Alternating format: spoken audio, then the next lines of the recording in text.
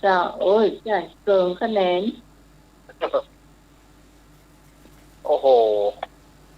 2-3ท่านลูก3 ท่านเนี่ยเจ้าสลับสับเปลี่ยนก็เปลี่ยนกันโอ้โหเอกมาลูกไปเหีย1 หรือ 2เตือนะประมาณนะก็ดีแล้วล้อก็หรือว่ามาเพิ่มคะแนนต่อเก่าเนอะคำเดียวอย่าพลาดธรรมะเจ้าธรรมะนี่เป็นของท่านสมัครถามสลับกับพระอาจารย์นิพนธ์เนี่ยเจ้าคนละข้อ2 ข้อเนาะวันนิมนต์พระอาจารย์มาหรือว่าพระอาจารย์มาเองคำเดียวพระอาจารย์โทรเข้ามาก็บวกไปเลยเนาะรับได้เลยเนาะเจ้าเพราะว่าส่วนใหญ่จะโทรไปเนาะคือเพิ่นจะโทรเรียอีก5 นาทีถามพร้อมถามแล้วก็วางก็ได้อาจารย์นิพนธ์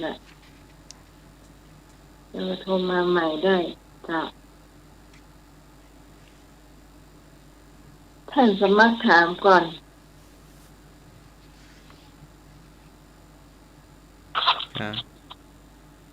ถามก่อนเลยธรรมะในเจ้าวันนี้อุโบสถศีลข้อ6ต้องการให้ผู้สมาทานรักษาตัดกังวลเรื่องใดก็การกินอาหารขอการแต่งตัวขอการนอนงอการพูดอุโบสถศีลข้อ6ต้องการให้ผู้สมาทานรักษาตัดกังวลเรื่องใดก็การกินอาหารขอการแต่งตัวขอการนอนงอการพูดเป็นวิชาอุโบสถศีลนอนกับไก่การกินอาหารเจ้าการกินอาหาร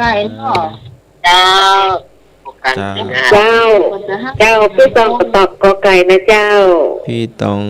การกินอาหารพี่ต้องข้อกอไก่ได้นะหอยเจ้าแม่บุญเจ้าได้จ้ะฮัลโหลกอไก่เต็มหรือยังน้องไม้พี่สาวกมลกอไก่เต็มหรือยังเต็มแล้วขอไข่ก็ได้จ้ะเต็มได้เหรอมันเกิดแล้วมันชนกันจ้ามันได้คะแนนคือได้3 คน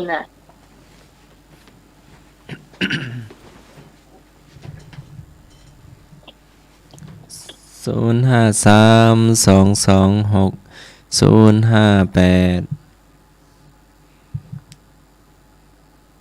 อาจารย์นิพนธ์โทรมาได้เลยเนอะถ้าได้ยินเสียงแล้วโทรได้ยินอาจารย์นิพนธ์เจ้า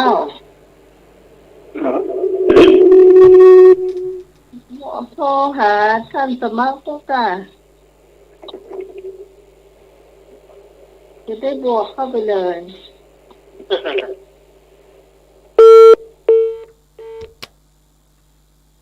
จากสำหรับข้อนี้เนี่ยเขาก็น่าจะเฉลยได้แล้วเนาะ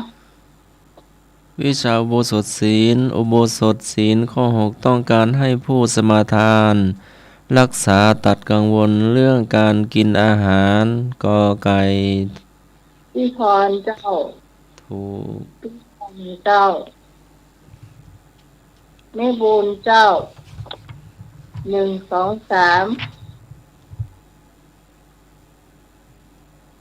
เดี๋ยวข้อต่อไปขออาจารย์นิพนธ์นะเจ้า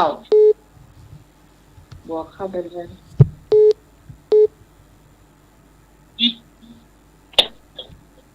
ครับการนมัสการพระอาจารย์นิพนธ์ครับผมกับนมัสการท่านผู้อำนวยการสถานีกับนมัสการท่าน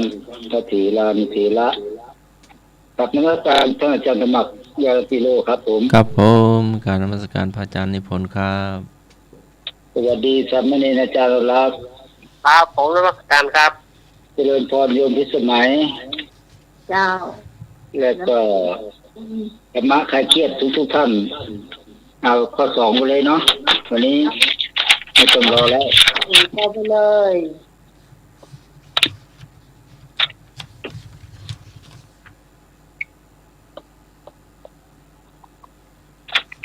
คำถามธรรมะข้อที่2คำว่าทิฏฐินั้นแปลว่าความเห็น คือการเห็น อยากทราบว่า ความเห็นนั้น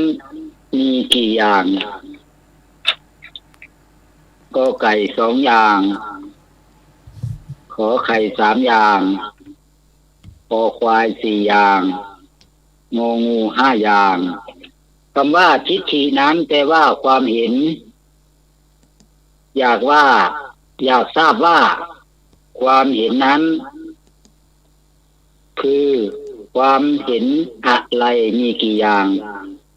เดี๋ยวถามใหม่เนาะ คำว่าทิฏฐินั้นแปลว่าความเห็น อยากทราบว่าความเห็นมีกี่อย่าง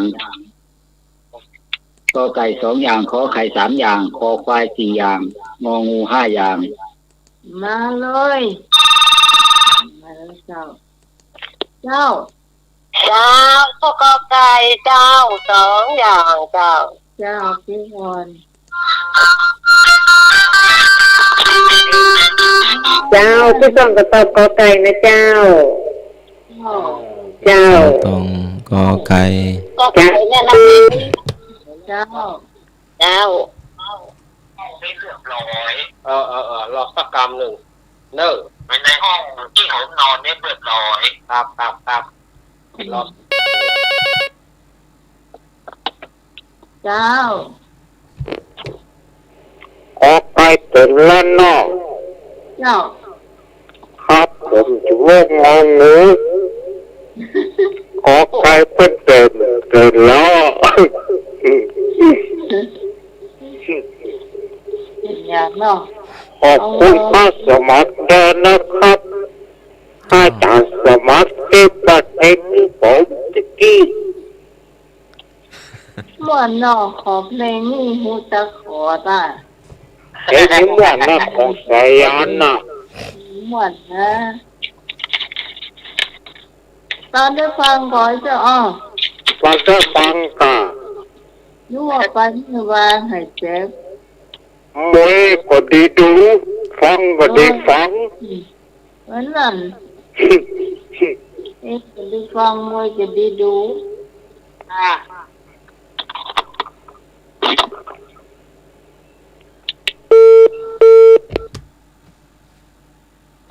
ก็เดี๋ยวไปครับเจกรรมเนาะเราก็เลยเพื่อน ครับ ถูกแล้วกันเนี่ยถูกแล้วกันมีอยู่เดี๋ยวกัน โทรมา ก็ไก่เต็มก้าวขอไข่จ้ะพี่กรณ์ค่ะ ที่ก่อนกมลขอพ่อก็แต่มันเต็มแล้ว เอ้ยแล้ว อืม โทรให้แล้วเจอ่ะ หืม โทรมาแล้ว เจ้าปีละปีดีเสียวละอืม เรารับเจเนาะ ครับ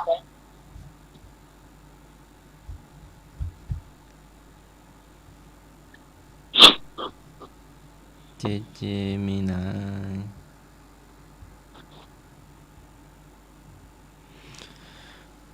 ตอนนี้ก็กำลังติดต่อหนุ่มเจวัดสันเมือง ครับ เจริญพรหนุ่มเจ ครับ เดี๋ยวเจรอคำเดียวรอข้ออาจารย์นิพนธ์เฉลยข้อนี้กันเนาะอาจารย์นิพนธ์เฉลยเจ้าโอ้หายไปไหนแล้ว คำว่าธรรมทิฏฐินั้นแปลว่าความเห็น อยากทราบว่าความเห็นนั้นมีกี่อย่างขอไข่2 อย่างขอไข่3 อย่างคอควาย4 อย่างงองู5 อย่างจะเห็น คำว่าทิฏฐิแปลว่าความเห็นนั้นคือ เห็นถูกก็เห็นผิดแต่ก็นอก สัจตทิฏฐิความเห็นว่าเที่ยง 1. อุจจเฉททิฏฐิความเห็นว่าขาด0 1มี2 ข้อซึ่งเป็นความเห็นที่ผิดทั้ง2 ข้อนั่นแหละแต่ว่ามี2 ข้อไปตอบข้อกอไก่เป็นคำตอบที่ถูกต้อง พี่พรเจ้าพี่ตองเจ้าไม่บุญเจ้า โอ้โห การที่เลื่อมลับพี่พรจะได้คะแนนจากธรรมะแต่ว่ากับพุทธะเจ้า ครับ เจทั้งทาย ฮะ ทั้งทายเลย ครับผมขอกลับว่าจะจากสวัสดิ์กิจโจนะครับ ผมขอกลับว่าจะอาจารย์สบอกเขาเหมือนกันนะครับ เอิ้นพรหนุ่มเจ ผมกลับว่าจะทุกตนทุกองค์ที่ฟองขึ้น104ในเวียง ว่าขึ้น104ว่าต่อหินในเวียงนี่เนาะครับ ผมขอกลับว่าจะอาจารย์นิพนธ์วัดโดยสเก็ตเฮาเหมือนกันนะครับ เจริญพร ผมขอกลับว่าจะกลับสวัสดีกับน้าหนุ่ยดื้อก ำนันหนุ่ยไปอยู่เนอะวันนี้นะไปไหว้เจ้าไหว้อย่างมูนอ่ะ วันนี้นายโยมหน่วยเป็นเก๊กวันหนึ่ง เอาว่าจะเน้นลอกเอาเหมือนกันนะครับสวัสดีผมขอกลับว่าจะต้องลุงนวลคนรูปหล่อเฮาเหมือนกันนะครับเจริญพรผมขอกลับสวัสดีป้าหลวงนานคนรูปหล่อต้องขอดูสวัสดีลูกครับกับว่าจะทุกคนว่าสาวไม่โยมไม่ห้างหลายตัวดื้อ ไปท่านสมัยเจ้าข้อต่อไป จะมาต่อก็ เจ้าแต่นี่ควรจะวางก่อนก็ได้กระเดียวบวกใหม่ ถ้ามันเกิน15 นาทีเนาะ เดี๋ยวถามคำถามสักข้อก่อนดีกว่าค่อยวางเนาะแต่ก็มักตอบข้อที่3มาแล้วกันใกล้ข้อที่4แล้ว ๆครับผม ข้อที่4คำว่าเทศนาแปลว่าการแสดง คือการแสดงธรรมชี้แจงให้รู้จักดีจากชั่ว ถามว่าการแสดงธรรมนั้นมีกี่อย่างกอไก่2 อย่างขอไข่3 อย่างคอควาย4 อย่างงองู5 อย่างคำว่าเทศนาแปลว่าการแสดง คือการแสดงธรรมชี้แจงให้รู้จักดีชั่ว ถามว่าการแสดงธรรมนั้นมีกี่อย่างกอไก่2 อย่างขอไข่3 อย่างคอควาย4 อย่างงองู5 อย่างต่อไปเลย เจ้า 2 ทางกอไก่เจ้า วันนี้พี่ตองเนาะ เจ้า เจ้า ขอไข่ขอควาย4 อย่างเจ้าเจ้าก็4แล้วล่ะอันใดดีเอาขอควายก่อนแต่ดีเอาขอไก่ดีกว่า2 อย่าง เจ้า เจ้า มั่วเลยเด้อมั่วเลยบอกตามชื่อแล้วเอาเข้าไปตอบเลย เจ้าไม่เอา5 เจ้า เอาไปเลย5 จ้า นะขอเป็น2 คน งองูสอง งอ ค งู น สอง เจ้า จะรู้ไหม เจ้า เอาคอควาย เจ้า ว่าเธอครับ สารี มันเต็มเห็นเนาะขอไข่ถึง ฮะ งองูผมเอาขอไข่มันเต็มเหี้ย เออเต็มเหีย มันเต็มสิ แม่นะคนนั้นคนหัวพวกแม่ อ่า ข้าจานนี่พรจังสักขลอกนะ แม่ไม่ว่าจะถูกเลยนะคือเขาว่าถูกมาถูกกับ เจอันยังเจอ่าเจข้อไหน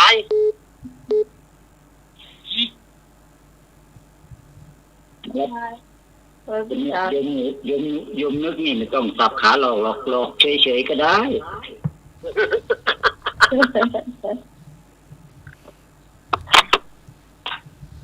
แต่ก็ไม่แน่นะ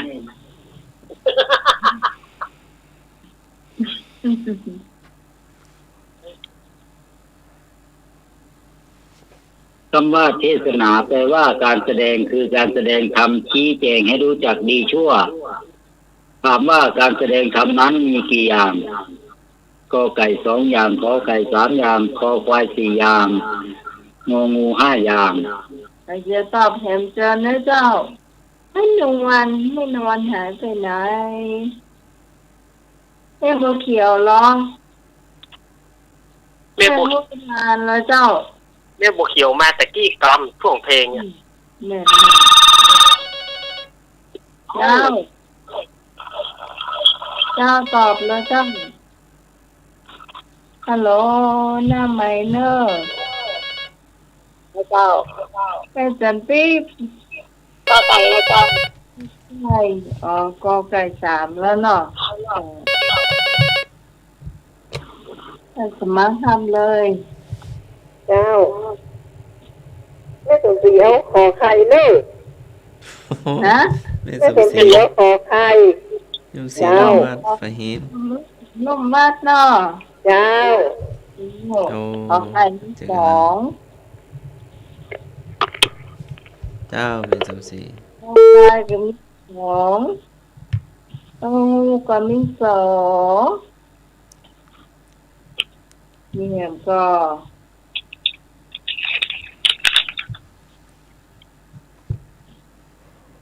แต่มันน่าจะหนักกว่า2นะแล้วมันน่าจะหนักกว่า3ด้วยซ้ำเนาะ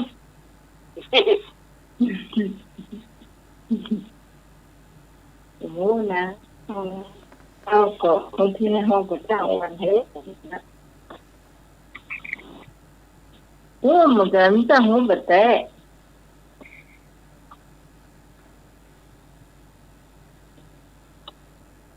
อาจารย์มีคนเฉลยเจ้า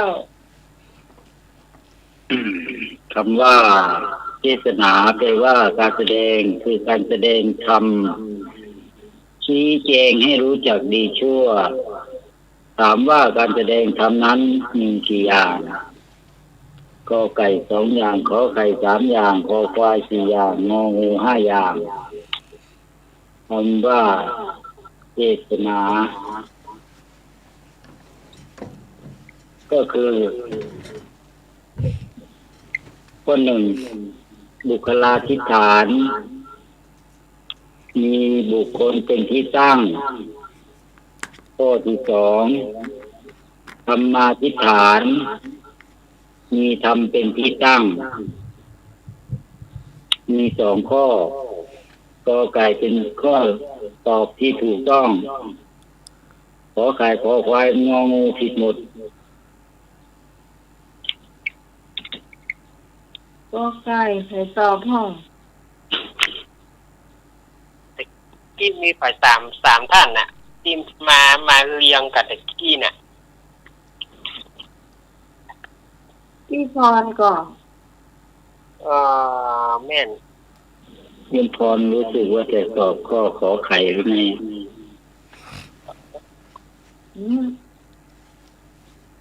พี่พรตอบหนึ่งเลยเอาเก้า ดาวใช่ไหมพี่ปองมาอันดับหนึ่งพี่พรมาอันดับสองไอ้สมนึกอันดับสาม โอเคยังพรโอเคไปแล้ว แล้วข้ออื่นอาจารย์ นิมนต์จากตะวักเลยครับ ครับ เอา ผ ขอ ม ก่อน คำตอบก็ไปสองอย่างเนอะบุคคลาธิฐานบุคคลเป็นที่ตั้งธรรมาธิฐานมีธรรมเป็นที่ตั้งมีสองอย่าง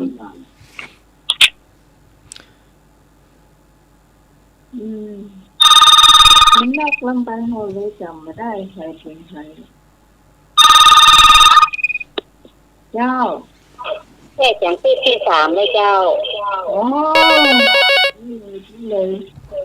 แม่จะติด สวัสดีครับขอไข่ครับตะกี้ขอไข่ ตัวก่อนกมลเป็น ข นั อก ตัว ไข่ยา แม่แม่จะติดที่เจ้าแม่จะติดมาที่สาม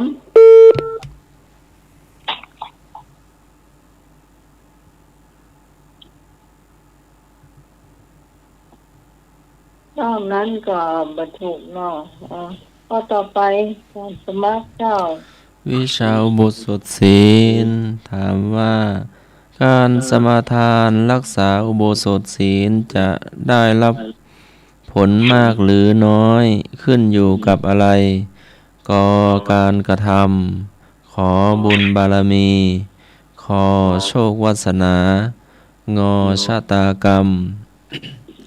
การสมาทานรักษาอุโบสถศีลจะได้รับผลมากหรือน้อยขึ้นอยู่กับอะไร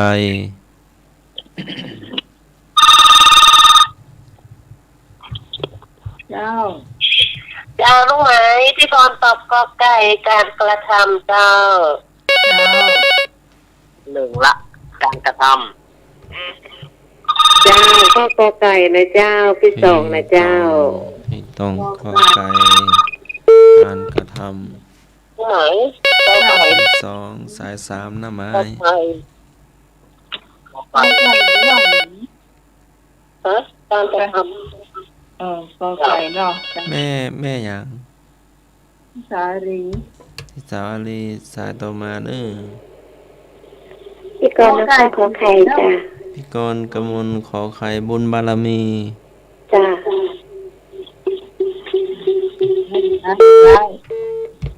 ใช่เต็มแล้ว กอไก่เต็ม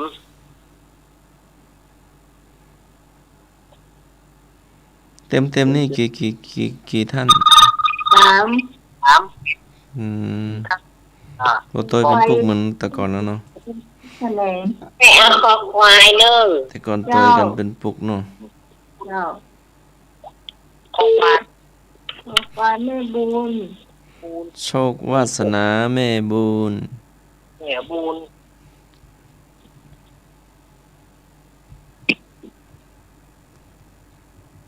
รู้สึกว่าข้อนี้จะแตกกันเป็นฝักเป็นฝ่ายหลายฝ่ายหลายคน เจ้างองูนะเจ้าง องู เจ้า ปัดเจ้าอันนี้ข่อยหลอก สีก็ ข่อยหลอก แม่ คน ส นี้ ม เนี่ย ศรี แม่สมศรีแม่ แม่สมศรีลูกรถไฟหิน เจ้า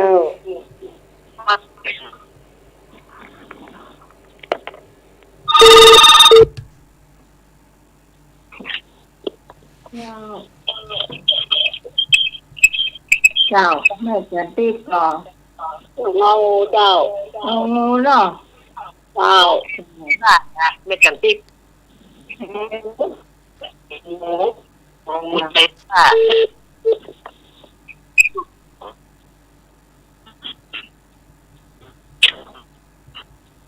อันนี้ยังอ่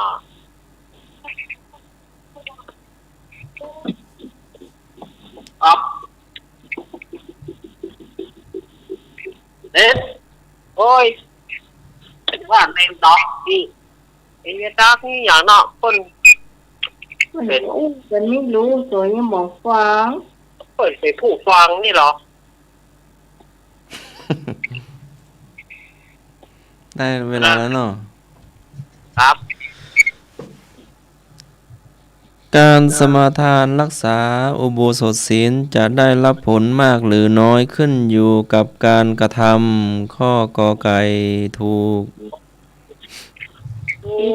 ของคะแนนเจ้าที่ต้องเหนือคะแนนที่สารีเกินคะแนนเจ้า โอ้ ตามคนเห็นละเดี๋ยวที่พอนี่ได้2, 3 4ก็แล้วกันข้อเดียวนะเจ้าข้อเดียวข้อสุดท้าย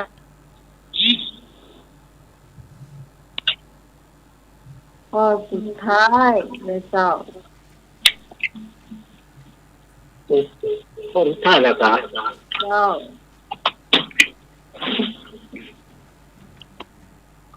ขอเพิ่มอีกสักข้อมาได้กัน มาได้เจ้า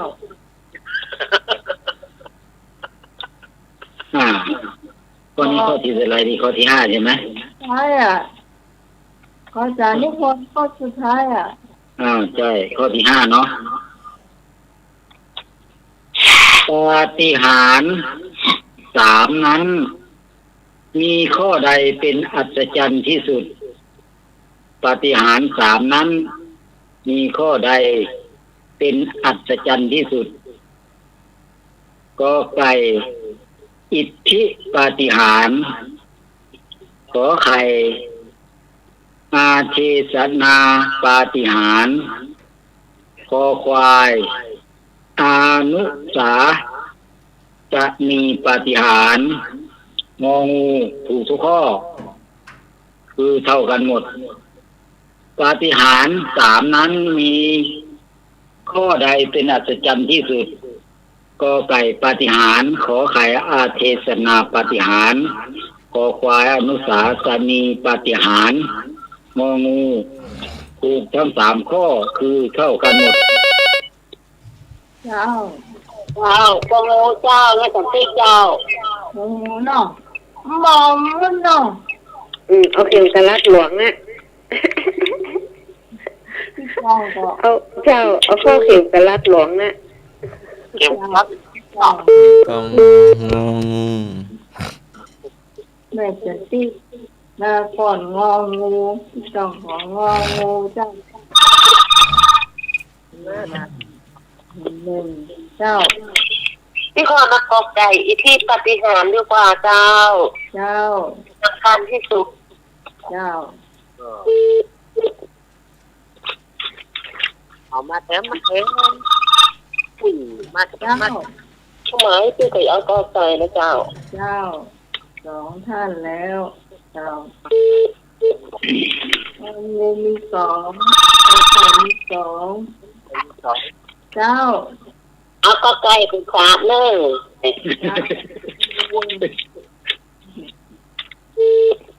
ถึงไม่ขาดจากกัน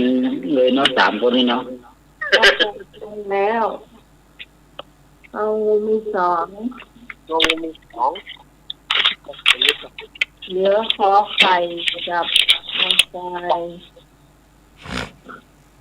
เหลือขอกับควาย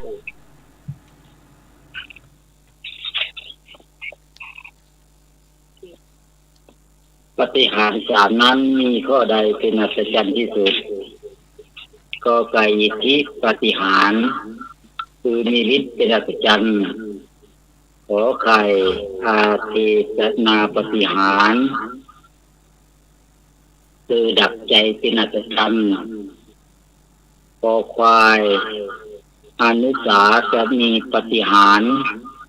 คำสอนเป็นอัศจรรย์งองูถูกทั้ง3ข้อคือเท่ากันหมดอัศจรรย์เท่ากันหมด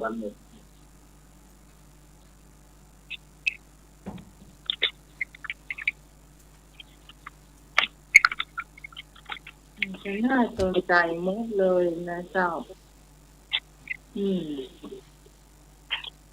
หรือว่ามีมากกว่ากันนี่อะไรอย่าง อิทธิปาฏิหาริย์อาเจสนาปาฏิหาริย์อนุสาสนีปาฏิหาริย์ถูกหมดทุกข้อ สวัสดีครับ เจ้า ขอปลาขวองครับ ไม่วอก ขอปลาขวอง เจ้านี่สองคอควายขวอง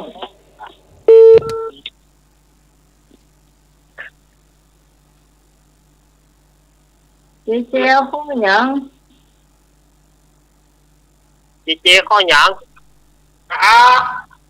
เจ้าข้อหยัง รับ ข้อไก่ครับ ลูกไก่เต็ม ข้อไก่เต็ม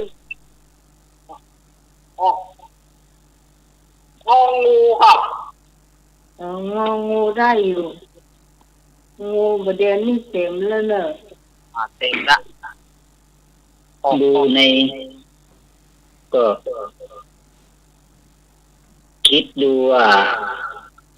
ปาฏิหาริย์มีใครทำปาฏิหาริย์มั่งนะใครดักใจคนถูกคนนะใคร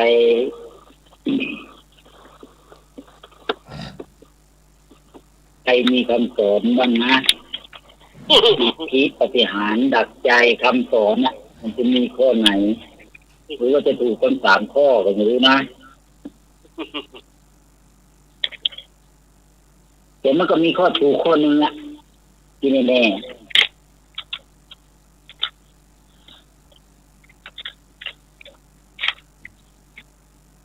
วันนี้ที่สาวคนทำที่นี่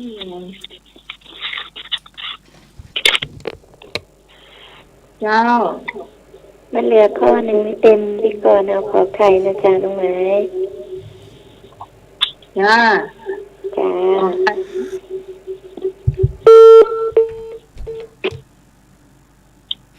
โอ้โยมก่อนกมลคนโคราชนี่เหรอมาเล่นกันเนาะวันนี้เนาะ